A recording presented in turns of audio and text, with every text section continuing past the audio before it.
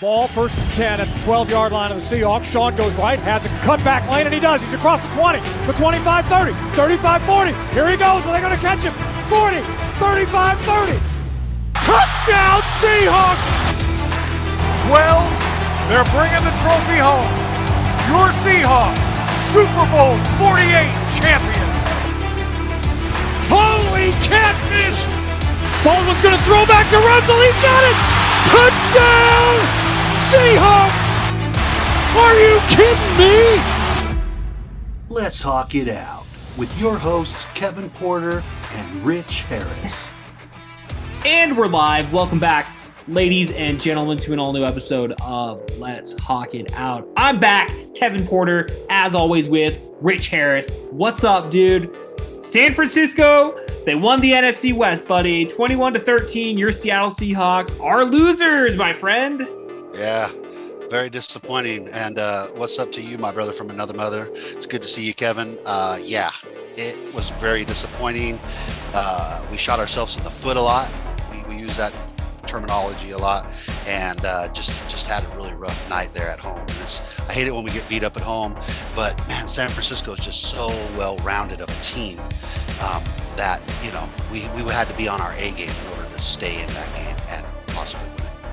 Yeah, I don't think anybody really gave us a fighting's worth chance, this past Thursday night, dude. Obviously, when you were watching the Amazon Prime, which, shout out Amazon Prime for having Thursday night football, dude. Like, I really haven't been watching it too much this season, but I mean, they got Sherm on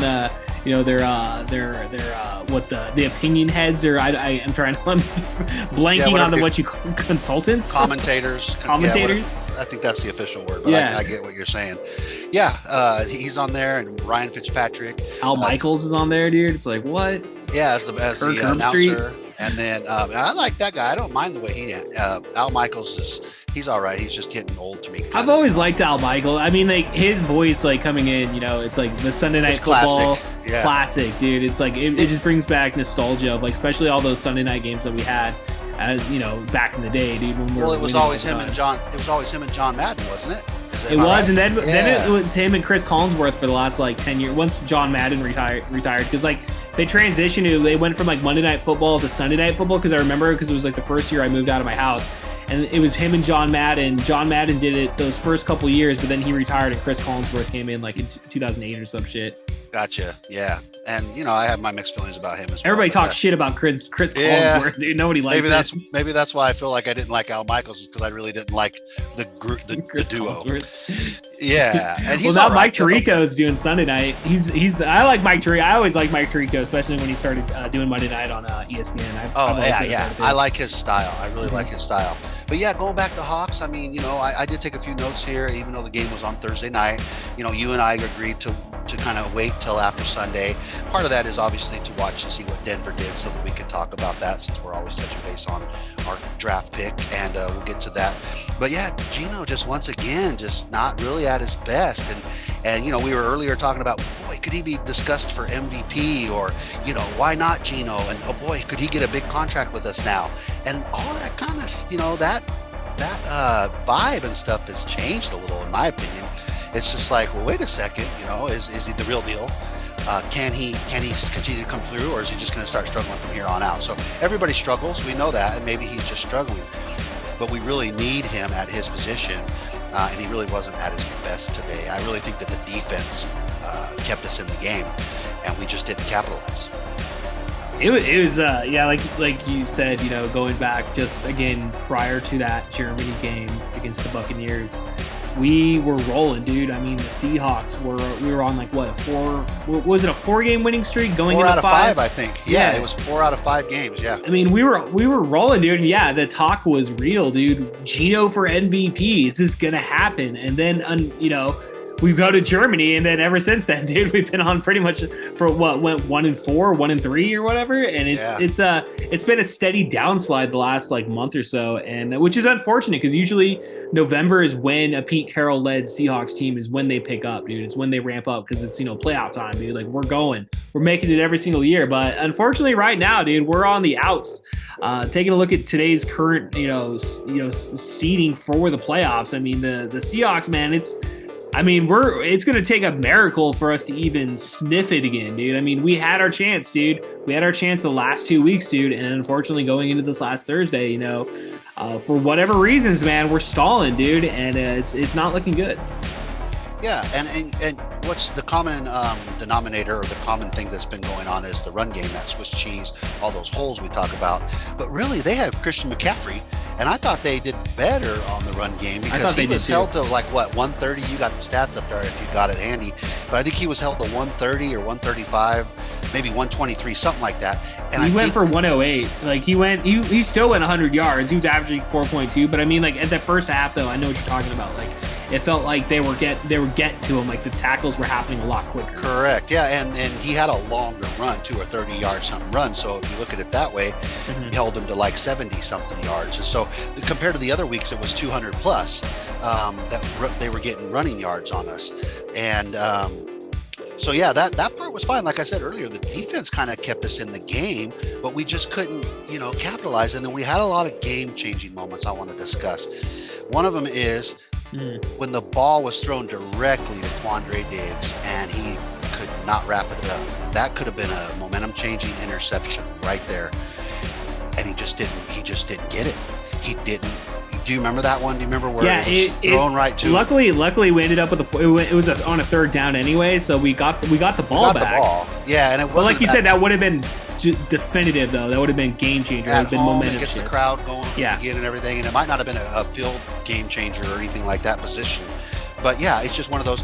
And then when Travis Homer, I think we were coming down for the touchdown or somewhere along there, and he had that big fumble. That was immediately after. That was immediately after the Quandre. And we were down at our end, huh? We were at our end. We were just getting started because once he did that, San Francisco scored a touchdown with it. Because it was only 7-0 at that point. Like that, it was only a touchdown. We were only out by a touchdown. So yeah, like realistically, if we would have just got going there and not fumbled it, I mean that was just a series of an unfortunate events. That's for sure, Rich. And that just put us in that much more of a separation from catching up to them. And then we did have a late comeback, it seemed, a little bit of a rally there. Gino did get the team rallied. He was great on the sideline again and getting everybody lifted and boosted like a leader should do. But but it was just too late. I look at the clock and I'm always narrating with my wife just to try to help teach her more about the game, more depth. And I'm like, this is where we start watching the clock. I'm like, we're running out of time and we got 2 full scorers we've got to get, and we've also got to keep them from scoring. So, and then, that's when we start looking when it's around 7 minutes or something for me, 8, 7, somewhere in that area, because it seems like it just goes by fast after that. And if you don't grasp something or get some kind of a score, then you're more than likely just going to see them just eat up the clock like we try to do when we're ahead. Exactly. I like to think that our defense, I mean, looking at the box score here, I mean, it feels like this game could have been a lot worse in terms of it could have been the score itself could have been a lot uglier. I really do feel like we did limit them. I mean, they only scored a touchdown in the first 3 quarters. San Francisco didn't even score in the fourth quarter. If our offense just could have, battled the San Francisco defense just a little bit better, if we could have, got our runs going a little bit quicker there, and scored, instead of only scoring 3 points in the second quarter and in the third quarter. And then, obviously we scored the garbage time touchdown at the end. It was a little too late at that point. We had a fighting chance this last Thursday, Rich. I mean, I don't want to come on here sounding like, we shit the bed like we did on Sunday, last Sunday against the Carolina Panthers, which truly was shitting the bed. I really do feel that we just, maybe if we had, that fifth quarter, we could have got it and we could have won the game, but just unfortunately, again, a little too late at that point. Yep. I always say too little late. I had that written down here as well. Didn't have enough going for us in those earlier quarters to hang up, to hang with them enough and had to play catch up. So, but yeah, it didn't seem like, while we're on the defense, I wanted to touch base on something real quick. I don't know if you noticed, I think Jordan Brooks had injured, maybe a minor injury. Something happened to Jordan, I don't remember. So Cody Barton had to go on the sideline and put on his green dot helmet. And it's like, oh, wait a second. So he must be the backup captain, right, on the defense, so that he could hear the coaches and the plays. So I was like, that was just something, little tidbit, I guess. I like noticing that little logistic type stuff. And man, he has to have a backup helmet sitting there the whole time just in case Jordan Brooks goes down. Because it's got to fit him. It's got to be exactly like his one he's wearing in the game. It's just got to be the same. It's just separate. It's got the communications in it. But in K9 didn't seem to be with as far as our offense. We didn't give Gino much help. It seemed like we passed a lot. I don't know what the stats say there on the amount of passes. But K9 was out there trying to help the team. But you can kind of tell he doesn't seem to be fully healthy, in my opinion. I see. I don't think he's fully healthy, and he's just trying to get out there and help because we need him. Exactly. I mean, Geno Smith, he threw it 44 times, dude. Like, he was out there. There you go. 44 times. That's he went 31. imbalance. I mean, his stats aren't bad, dude. I mean, he didn't throw it. He didn't throw an interception this game. I mean, luckily, that seemed to have been a trending pattern the last two games against Vegas and then, against Carolina that last week. But this week, or this last Thursday, fortunately enough, he didn't throw any interceptions. He went 31 for 44, 238 yards. He only had the one touchdown. Like you said, though, yeah, Ken Walker, man. I don't think I really got to pay as much attention to his performance as I wanted to during this game. I probably should have gone back and rewatched it before doing today's podcast. But if he's hurt, man, they might as well just get him healthy. At this point, what are we truly fighting for? I'm trying to find some information here. What is the exact percentage of us actually even having a chance to make the playoffs at this point? Because, are we playing for a draft pick at this point? What are we doing, Rich? I don't know.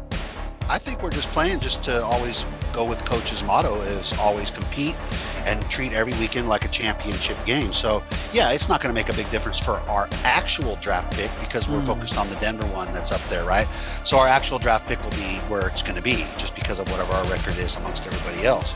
And speaking of records amongst everybody else, that's where we don't really know. We can't really predict. I don't think, you can get a machine or some AI or some Amazon web service stat to give you that. But at the end of the day, it depends on what other teams do or don't do as well and what we do. So let's just say we win all three and other teams lose that are right there neck and neck with us, right? That's the perfect formula. So we just got to, every week, we got to look at that picture again.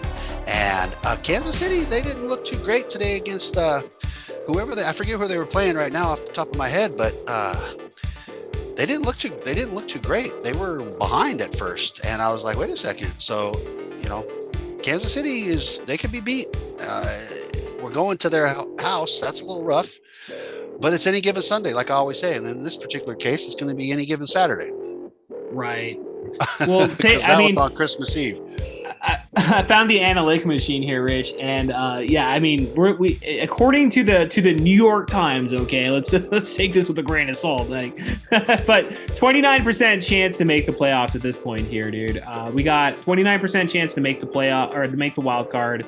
We have to win. We have to win it out, dude. We got to play the Chiefs next week. If we lose next week against the Chiefs, it drops to 20%. If we lose to the Jets, it's a 12%. And if the Rams, we come up, week 18, we only got a 10% chance of making the playoffs, which surprisingly, dude, the next 3 weeks, we still have a chance. And it's not zero. You and I have to shoot for our 9-8 record that we predicted at the beginning of the season. I don't know if we had that one on tape, but you and I, when we were I'm pretty sure it is. Yeah. Yeah, somewhere we both agreed that 9-8 was our prediction for the year. We're 7-7 right now, baby. We need a win 2, lose 1, and we're there. Yeah, we'll be right at ours. And again, that just to answer your question, I think Coach always wants to go out and compete and try to win, and we're going to continue to do that. Plus, we have to build on next year. So each of these real-time games that you have, it's building chemistry with the team against different teams, players, playbooks, and all of that. So the exposure is priceless, in my opinion. So yeah, we're just going to go out and play hard. I don't know if it's because we're going to try to get into the playoffs because we're a playoff caliber team, right? More than likely, and I'm not going to root against my team, but if we do make it in, it's going to be against 49ers again or the Eagles or somebody like that, and they're just going to probably just put the whooping on us. We have a lot of holes, and the ones that are moving forward right now are well-rounded. So we have a lot of voids, so to speak, not necessarily voids, but a lot of areas that we have to improve on. We keep talking about the defensive rush, the lack of pressure on the quarterback, and all that. But and it's unfortunate Tyler broke his finger. But again, if we're not contenders, then maybe Tyler should take a backseat anyway. and give Derek Young, like we were talking about it today, like, well, who else do we have left? Well, Derek Young is still, he's that guy. He's on punt teams and special teams, and you'll see him out there every now and then. So I've always been kind of watching him and rooting for him since we met him here at the parade in town when he was here. And nice fella, come from a small school in North Carolina, I believe. And I think Derek Young's going to start seeing some more snaps, and we'll see what he has to offer. And we almost forgot about Bo Melton, and I was like, where's Bo Melton? You know, he was one of our 9 that we brag about that are still in the building. I was like, did we release him? And nope, he's on the practice squad.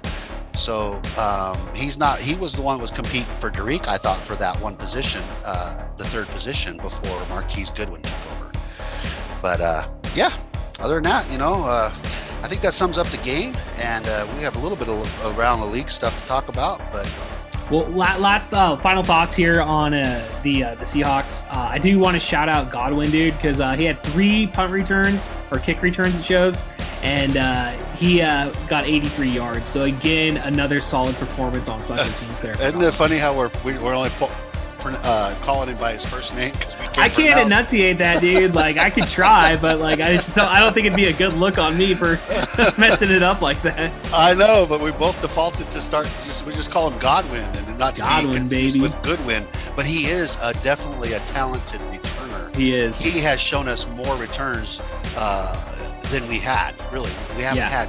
Lockett he used to be a good returner. Lockett just seems to be maybe protecting his age or something, but you notice how, like, when he catches the ball a lot, he just rolls rather than runs sometimes. There's no need for him to be our kick returner. I mean, he's a little too old at this point, I think. Yeah, he's a small guy, and he's getting older, and I think that's what he's seeing too. Yeah. And, you know, he's newly married. Maybe his wife's whispering in his ear as well. But he's more valuable as our wide receiver, man. And we need him in those, making those, you know, finger you know, by the inch or whatever, you know. That I still can't believe that Carolina catch, dude. Like, dude. Oh, dude, it happened so fast. I was like, did he actually get his feet in? And he does that. He is the highlight reel double tap poster child. For sure. Taps it in, dude. When they show those melees of plays that they do on like SportsCenter or anything else, you're going to see a Tyler Lockett toe tap in there, because he's I think the best at it right now. I mean, I might be biased because I watch my team most of the time only, but he's good at it, and he makes those highlight reels because of that. But yeah, speaking of highlight reels, man, around the league, are you good with the Seahawks now at this point? Yeah, we're good, man. I mean, the only other thing I was going to mention is DK, dude. He's got an attitude. Oh, yeah. He got held at 55 yards, dude, and like he was out there yelling up a storm, dude.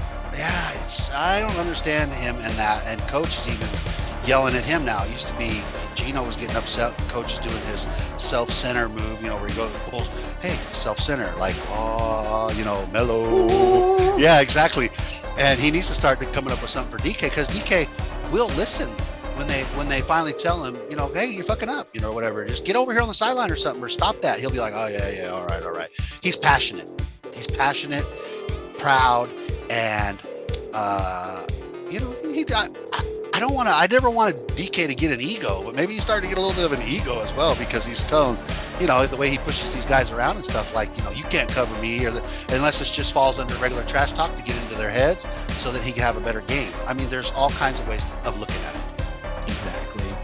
But I just don't know if it's a good look overall for him to be arguing with the refs and getting a 15-yard penalty that previous game for something he said to the ref. That's where he's drawing the line. If he's going to get in that guy's head from the Rams, that Jalen Ramsey, is that the guy that covers him? They always fight.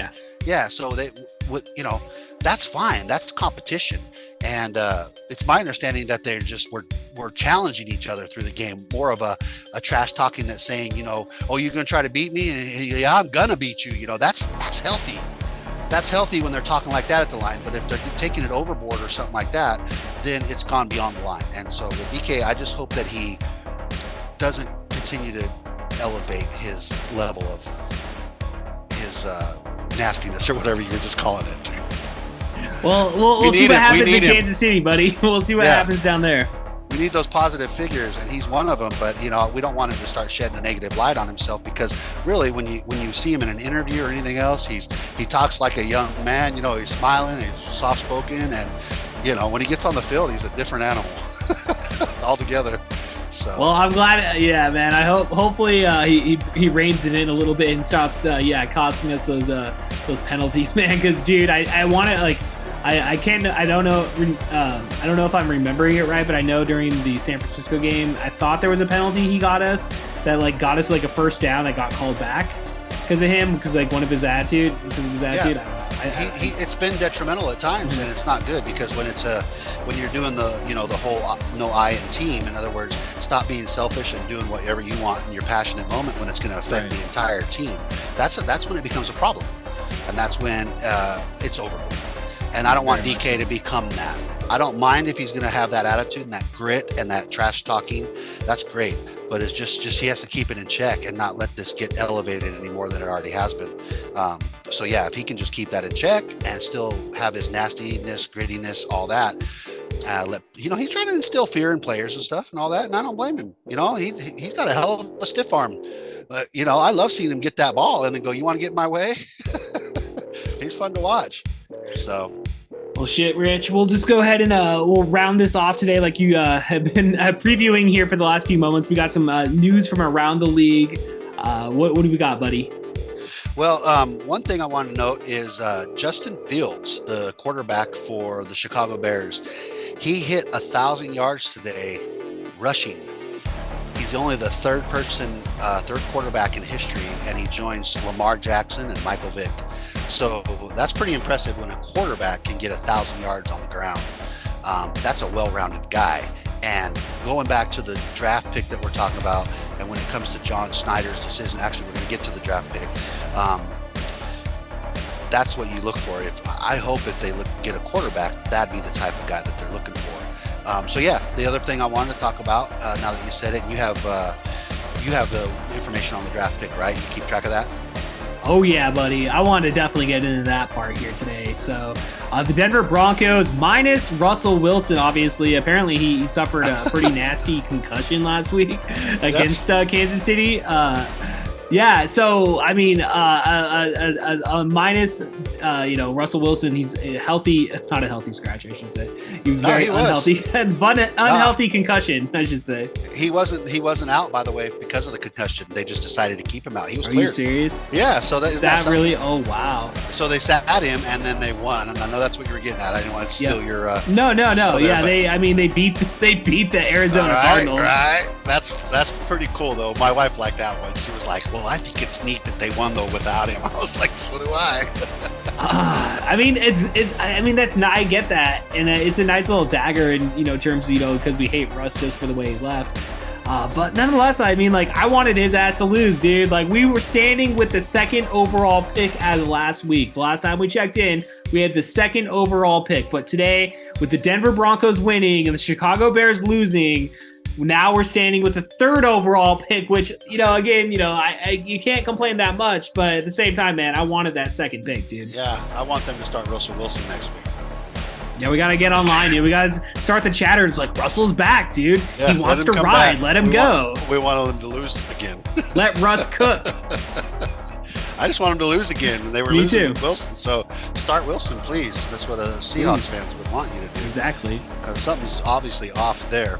But what's the name of that site you're talking about, dude? So we're using this site. It's called Tankathon. Now, you can go to this site and you can find out who's tanking in the NBA, the NFL, the NHL, MLB. They also got mock drafts going on here, so I'm taking a look at the mock draft. As of today, they are projecting that the Seattle Seahawks will draft C.J. Stroud out of Ohio State, which, you take a look at this dude's passing yards, 3,340, 37 touchdowns, 6 interceptions, 176.2 QB rating. He looks like a beast, dude. Does it show his rushing yards there, CJ's?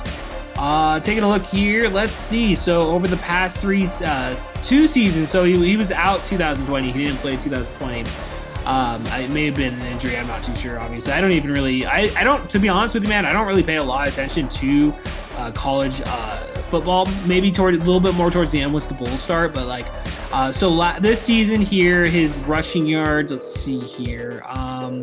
Rushing yards. He only had 74 rushing yards, man. He's only averaging 2.1 yards. Okay, maybe altogether in the last 2 years he had 102 though. He's actually negative 20 in 2021. I started doing a sideshow, watching the quarterbacks because of the high probabilities that we might draft a quarterback, to be our next franchise quarterback. That's going to happen at some point. They're going to have to pull the trigger on somebody, and it's going to be the timing, and it's going to be John Schneider and his expertise, and he's really good at this. If it's the guy when the pick is there, and it's the guy he wants, then it's going to happen. So whether that's C.J. Stroud, I think Bryce Young will probably go first, probably to the Texans. That's what they're calling, obviously they have a need for a quarterback. They lost to Deshaun Watson, so there's no doubt that they're going to take a quarterback. And Bryce Young is obviously identified as probably the top pick. So yeah, if we were going to, C.J. Stroud would be into play, and then there's some other guys in there that are top 5 guys as well that might, be a probability. But I watched C.J. Stroud play a few times, and I watched Ohio State play, and he's well-rounded. I don't know why I was thinking he was a runner as well, but I thought he was, but I don't know. Well, it's kind of interesting to drop down to our actual pick, so today ended, we would have the 3rd overall pick in the NFL draft. Also, we would have the 15th overall pick as of today, which is interesting to see, which I don't really get this, because I really feel like our cornerbacks are pretty solid. I thought, it feels like they are, because you don't really see them making the deep pass too often on us. But they're projecting that we're going to choose Christian Gonzalez out of a cornerback out of Oregon, which is kind of surprising to see. Well, if you think about it, they started using Kobe Bryant as more of a nickelback or more of a inside guy, right? He's inside the line. Yeah. And so Mike Jackson, nothing against him, but I don't think they ever saw him as the future.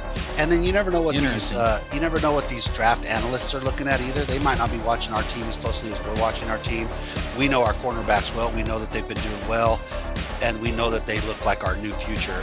And anybody I talk to that knows and watches the Seahawks well, it's all focusing on the defensive line, somewhere on the line, mostly the outside of the line. And also big guys like Al Woods or previously Red Bryant, Brandon Mebane, those types of guys. We need some of those beast guys that really just put up that block of cheese, like we talk about, just that brick wall where there ain't no holes. You come through me, or you're going to put 2 guys on me. That always frees up another guy on our end. And you have to put 2 guys on 1 guy, right? That's just how it works. So to answer your question, I think our cornerbacks in our secondary is in good shape. I think we got Quandre for a while. I don't know about Jamal Adams, if he'll ever stop being a diva and actually not get injured. He'd be a great fucking... Don't hold your breath. But dude, with him and Quandre back there, it's brutal. I'll give him that. I always give him his talent if he just let his actions speak and show us what he's made of. And we haven't quite seen that yet. We haven't got his value. But yeah, it's going to be quarterback or defensive end, I believe, in that first pick. Yeah, I don't trust this website, dude. They're not even projecting we're going to take a defensive end even into the 2nd round. They're saying we're taking a linebacker in the 2nd round. It's like they don't know us. Yeah, they don't know us. I don't think they do. Because I think Uchenna Nwosu, we got him from the Chargers. I was looking up his age last night. I think he's like 25 or 26. He's a leader, and that guy's been proven. Number 10 on the defense. Yeah. He's been getting to the quarterback a lot. Again, you got Bruce Irvin in there. Even though he's older, you're going to need somebody to replace him. But Nwosu is actually listed as a linebacker, I believe. And then you got Cody Barton and Jordan Brooks. I don't know why people don't give Cody Barton a whole lot of credit, but I think he's a great addition. Him and Jordan are like the KJ and Bobby, in my opinion. Because Cody Barton, I think, is underrated. I think he's a very talented kid, and I think he's got a lot going. He was one of our best dudes on defenses last week, man. He had 10 tackles throughout the game against San Francisco. He was there. Yeah. And Nwosu, like you were saying, dude, those 2 dudes were bringing the heat this past Thursday. They're always in it right there. So, yeah, so your linebacker groups and stuff, so that just puts more focus on the defensive line. And again, quarterback, Geno could probably get us through a few years if we need to, or even Drew Lock, as a transitional. But again, we're going to see a quarterback if John Schneider sees a quarterback. And that's how it's going to go. We're just going to have to, what do we always say, Kevin? What do we always say, Rich? I don't know. In John and Pete we trust. In John and Pete we trust. That's right. At least I trust John, and he's of course going to consult with Pete in the draft room there.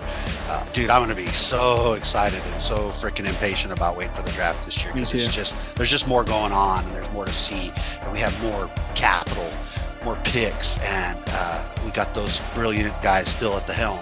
So it's going to be great watching them. It's going to be great, Rich. That's about all I got, brother. Hey, me too, man. I figure we, it sounds like we're trying to get out of here on a good note. Again, projecting the future for the Seattle Seahawks. I'm excited. You're excited. I guess until next week in Kansas City, right? That's right. And let's hope we are all smiles and we're talking about a win in Kansas City, because you know what? Any given Saturday. Positive mental attitude. All right, That's ladies and gentlemen. We'll see you guys next week. Peace. All right. Can you win a game in the first quarter? No! Can you win the game in the second quarter? No! Can you win the game in the third quarter? No! Can you